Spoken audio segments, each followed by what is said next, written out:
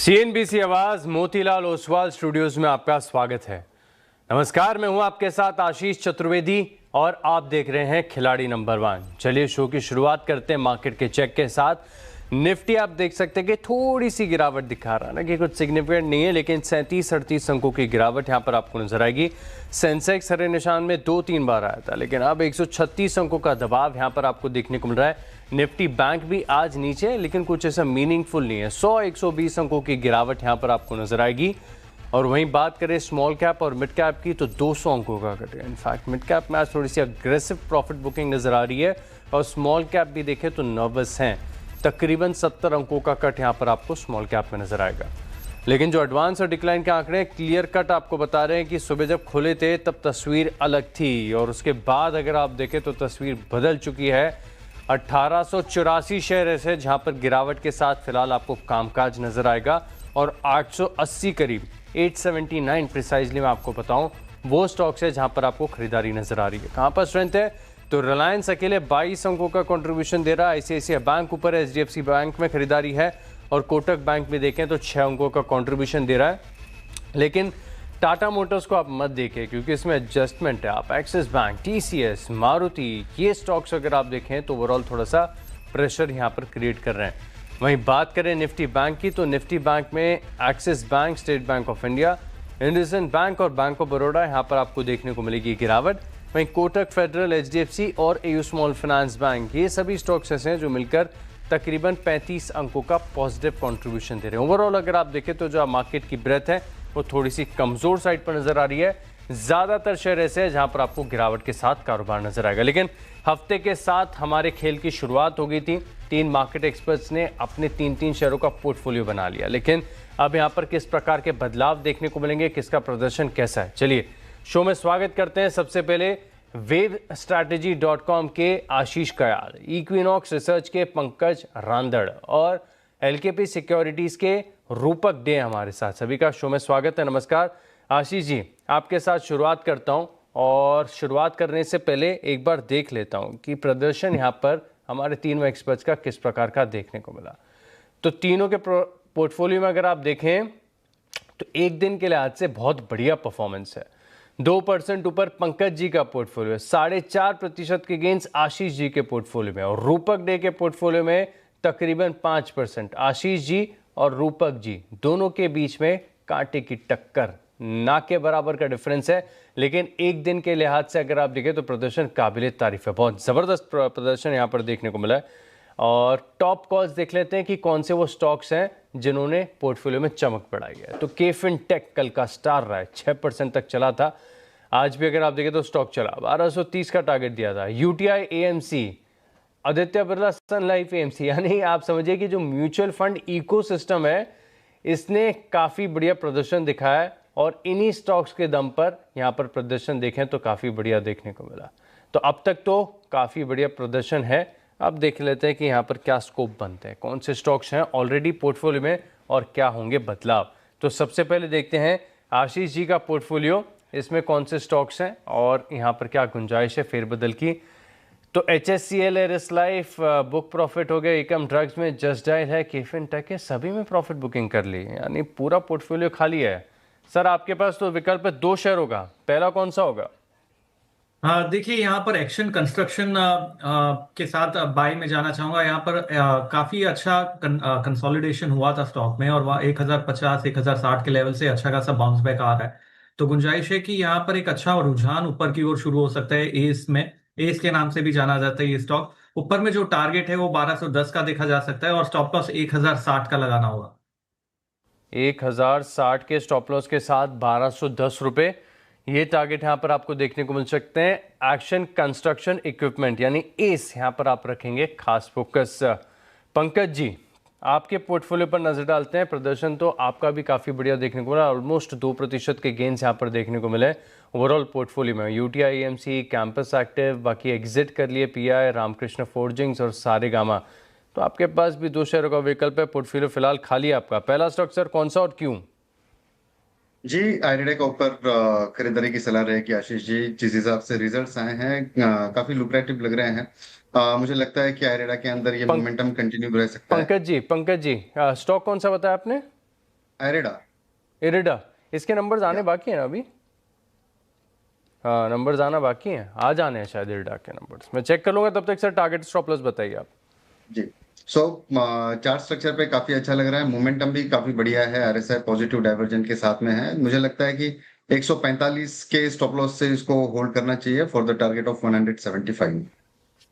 All right, तो IRDA यहाँ पर अगर आप देखें तो नंबर्स आ चुके हैं, आधे घंटे पहले ही आए हैं। तो यहाँ पर आप फोकस करेंगे, 175 का टारगेट है, स्टॉप लॉस 145, यहाँ पर हम रखेंगे इरिडा पर फोकस।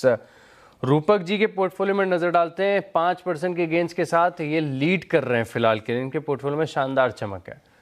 अब रूपक जी ने आदित्य बिरला सन लाइफ एएमसी यहाँ पर प्रॉफिट बुकिंग कर ली, मोतीलाल ओसवाल इसमें होल्ड की राय है, एग्जिट कर लिया है इंडियन बैंक। स्कोप आपके पास भी 2 शेयरों का है सर, पहला स्टॉक कौन सा और क्यों? पहला स्टॉक रहेगा मुथूट फिनांस। स्टॉक ने कल का दिन पीएसएल लाइन पैटर्न बनाया था, आज तो सेंटिमेंट पॉजिटिव है, तो मेरे ख्याल से यहाँ से सेंटिमेंट पॉजिटिव रहेगा। शॉर्ट टर्म में 3500 तक जा सकता है, तो स्टॉक में बाई की सलाह रहेगी around 3270 with stop loss of 3200 और टारगेट 3500 का।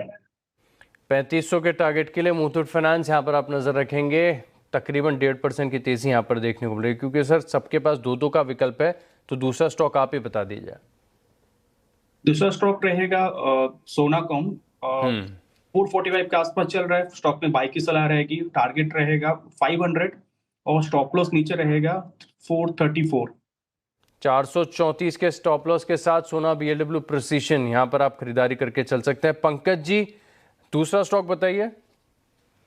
आशीष जी, मैं थोड़ा सा वेट करना चाहूंगा, मार्केट का सिनेरियो थोड़ा सा चॉपी होते जा रहा है, तो मैं कहीं ब्रेकआउट या ब्रेकडाउन के ऊपर ट्रेड करना पसंद करूंगा सर। फेयर इनफ, सही अपॉर्चुनिटी सही स्टॉक चुनने के बाद ही पोर्टफोलियो में ऐड करेंगे। आशीष जी, आप वेट करेंगे, स्टॉक आइडेंटिफाई किया आपने? नहीं, मैं भी वेट करना चाहूंगा, थोड़ा सा दबाव बाजार पे बन रहा है, तो वेट करूंगा कि अगर पॉजिटिव रिवर्सल आता है तो। यही असली ट्रेडर की पहचान होती है कि इम्पल्सिव ट्रेड्स को आपको बिल्कुल अवॉइड करना है। ऐसा नहीं कि पैसे हैं तो ट्रेड करना है, जब अपॉर्चुनिटी आती है तभी आपको ट्रेड करना चाहिए। तो फिलहाल के लिए अगर आप देखें तो हमारे जो तीनों खिलाड़ी हैं, इनके पोर्टफोलियो हो गए हैं अपडेट। एक छोटे से ब्रेक के लिए रुकते हैं, ब्रेक के बाद अगर आप देखें तो एक्शन जारी है, आप बने रहिए हमारे साथ। की कीमत अगले 2 से 3 साल में $60 से $65 की रेंज में रह सकती है, ऐसा मानना है ओएनजीसी के एग्जीक्यूटिव डायरेक्टर पंकज कुमार का। हमारे संवाददाता रोहन सिंह ने खास बातचीत की है और जानते हैं क्या है ग्रोथ आउटलुक। चलिए सुनते हैं। सर, बहुत बहुत शुक्रिया हमसे बात करने के लिए। यहाँ पे जो अगर हम अभी ग्लोबल सिनेरियो की बात करें, आपका एक्सपेक्टेशन क्या है अगले 2-3 सालों में? क्रूड का क्या फोरकास्ट आपके हिसाब से रहने वाला है? आप लोगों ने क्या एसेसमेंट किया है? देखिए, जहाँ तक असेसमेंट हमारा है, हम भी मार्केट ही देख रहे हैं, हम लोग भी वही पढ़ते हैं जो आप लोग पढ़ रहे हैं। देयर आर वेरियस हाउसेस जो कि प्रोजेक्ट करते हैं, जो कि एनालाइज करते हैं, उसके बेसिस पे प्रोजेक्ट करते हैं। वो सब देखते हुए हम भी यही सोचते हैं कि क्रूड का प्राइस कहीं 60-65 के बीच में चलते रहना चाहिए।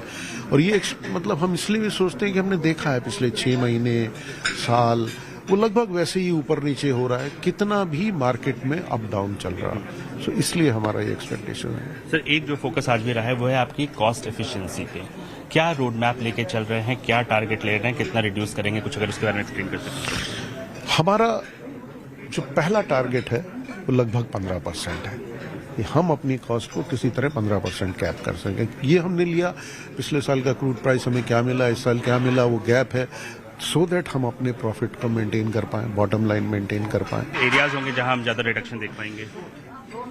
इसके लिए ज्यादा रिडक्शन हम वहीं देख पाएंगे जहां ज्यादा कॉस्ट है, क्योंकि अगर वहां पे 5% भी होगा तो बड़ा होगा, 15 होगा तो बहुत बड़ा होगा।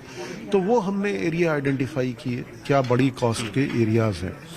हमारी रिग बड़ी कॉस्ट का एरिया है, हमारे ऑफशोर के जो शिप्स, बोट्स, जो सप्लाई लाइन है वो बड़ा एरिया है, हमारा जो हेलीकॉप्टर है वो बड़ा एरिया है, ऑनशोर के रिग्स बड़ा एरिया है। प्रोजेक्ट्स का एग्जीक्यूशन इटसेल्फ, अगर मैं प्रोजेक्ट डेफिनेशन अच्छी करूं, अगर मैं अनसर्टेनिटीज कम करूं, तो वो एक इटसेल्फ बड़ा एरिया होगा। प्लस अगर मैं मोड ऑफ प्रोजेक्ट एग्जीक्यूशन थोड़ा चेंज करूं, वहां भी अपॉर्चुनिटी होगी। इन सब एरिया को देखते हुए हम लोग काम कर रहे हैं। आखिरी सवाल सर, 2028-29 तक अगर हम कहें कौन कौन से एरियाज हैं जहां हम एक्सप्लोरेशन में आपको हम और देख सकते हैं in terms of new wealth? अभी हमारा फोकस ऑफ कोर्स आप देख रहे हैं, अंडमान में हम काम कर रहे हैं। हमने इतने सारे OLP ब्लॉक्स जो हमारे पास लिए हैं, हम कमिटेड हैं कि सारे मिनिमम वर्क प्रोग्राम हम उनके पूरे करेंगे। तो ये एक बेटर आंसर है। Thank you sir, thank you so much. तो ये रही एक्सक्लूसिव और खास बातचीत, और इसी के चलते अगर आप देखें तो स्टॉक में तकरीबन 1.5% की तेजी यहां पर देखने को मिली है। तो ONGC ये स्टॉक है जो फोकस में फिलहाल के लिए रहना चाहिए। अब विस्तार से देखते हैं तीनों खिलाड़ियों का रिपोर्ट कार्ड। तो सबसे पहले अगर आप देखें तो आशीष जी के पोर्टफोलियो पर नजर डालते हैं कि यहां पर किस प्रकार का एक्शन है। तो ACA स्टॉक ऐड किया, 1210 का टारगेट, 1060 रुपए का स्टॉप लॉस है। इसके अलावा अगर आप देखें तो प्रदर्शन के लिहाज से 1% की गिरावट यहां पर आपको देखने को मिल रही है। हालांकि ये स्टॉक अभी शेयर किया है तो अभी इतनी जल्दी देखना थोड़ा सा गलत होगा। पंकज जी के पोर्टफोलियो में देखें तो एडा ये स्टॉक ऐड हुआ, 175 का टारगेट, 145 का स्टॉप लॉस, 154 रुपए के करीब का भाव चल रहा है। और वहीं अगर आप देखें तो इनकी खरीद से 0.12% स्लाइटली जरा सा थोड़ा सा ऊपर आया है। अब रूपक जी के ने पूरा पोर्टफोलियो अपना सजा लिया है। मोतीलाल ओसवाल 1090 का टारगेट, 964 का स्टॉप लॉस। मुथूट फाइनेंस 3500 का टारगेट, 3200 रुपए का स्टॉप लॉस। और सोना BLW प्रिसीशन यहाँ पर 500 रुपए का टारगेट और 434 रुपए का स्टॉप लॉस। प्रदर्शन के लिहाज से अगर आप देखें तो इन तीनों शेयरों में मोतीलाल ओसवाल 0.4% ऊपर है। मुथूट फाइनेंस जिन स्तरों से आपके साथ शेयर किया इसमें तकरीबन 1% की गिरावट आ गई। सोना BLW स्लाइटली थोड़ा सा, ज़्यादा नहीं, थोड़ी सी गिरावट यहाँ पर है। अब टोटल रिपोर्ट कार्ड के लिहाज से देखें तो आशीष जी के पोर्टफोलियो में 3.7% की तेज़ी है। पंकज जी का पोर्टफोलियो कल से और आज में थोड़ा सा और इम्प्रूव हुआ है, अब 2% ऊपर है। वहीं अगर आप देखें तो रूपक जी के पोर्टफोलियो में 3.43%, यानी अब कल तक अगर आप देखें तो रूपक जी आगे थे, अब आशीष ख्याल आगे हैं। हालांकि तीनों खिलाड़ियों की तरफ से जो प्रदर्शन है बहुत ज़बरदस्त, एक दिन के लिहाज से बहुत बढ़िया रिटर्न्स यहाँ पर आपको देखने को मिला। तो चलिए, आप तीनों मार्केट एक्सपर्ट्स का बहुत बहुत धन्यवाद हमारे साथ जुड़ने के लिए और एक कन्विक्शन ट्रेडिंग आइडियाज़ हमारे साथ शेयर करने के लिए। और चलिए, इसी के साथ खिलाड़ी नंबर 1 में इतना ही, लेकिन आप बने रहेंगे CNBC आवाज़ के साथ। नमस्कार।